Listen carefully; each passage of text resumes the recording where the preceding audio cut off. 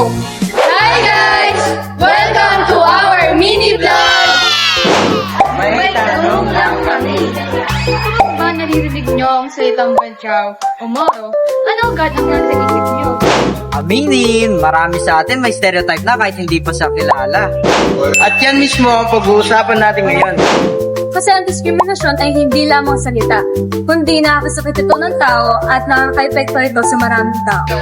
Ang mga badyaw ay madalas nakakaranas ng diskriminasyon dahil sa kahirapan. Kapag nakakita sila sa daan, ang mga tao ay maiiwas, nagmamaliit at hinusgahan sila. Pero ang totoo, marami sa kanila ang naghahanap lang ng paraan para mabuhay at para matulungan ang kanilang pamilya. Unahin natin ang mga badyaw. Madalas natin sila nakikita sa jeep o sa palengke habang humihingi ng tulong o nagbebenta.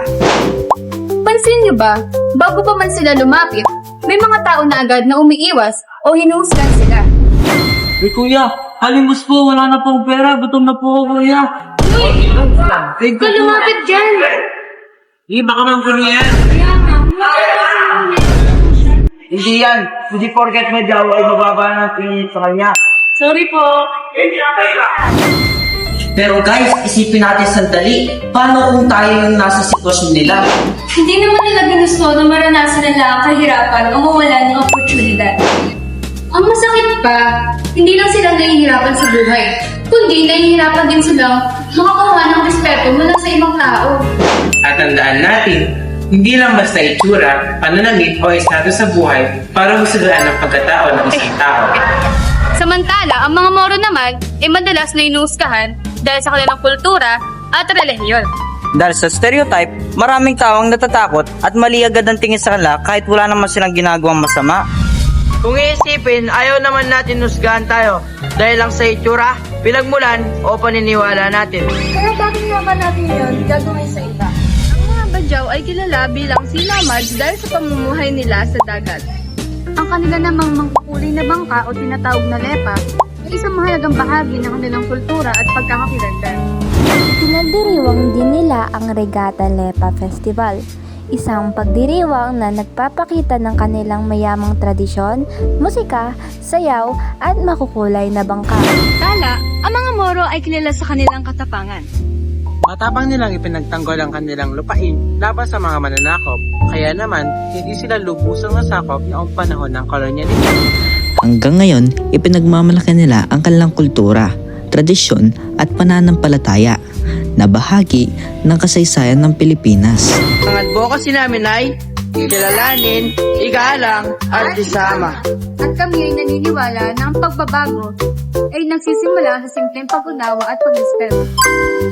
Na huwag muna natin silang husgahan base sa kanilang relihiyon, itsura at mga naririnig natin. Kilalanin muna natin sila bilang tao.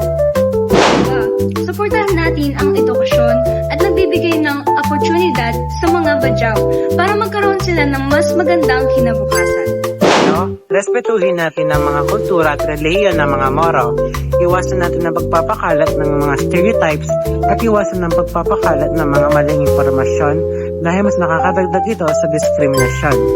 At kapag meron kayong nakitang nangungutya or nandidiscriminate, huwag kayong mahiyang magsabi ng hindi yan tama. Dahil doon pa lamang, makikita na natin na meron ng pagbabago. Sa uli, hindi natin pinipili kung saan tayo pinanganak o kung ano ang kultura natin. Pero pinipili natin kung paano tatuhin ang ibang tao. Ang respeto ay walang pinipiling relihiyon, kultura o estado sa buhay. Kaya simulan natin ang pagbabago sa ating sarili. Huwag mangusga, kilalanin muna.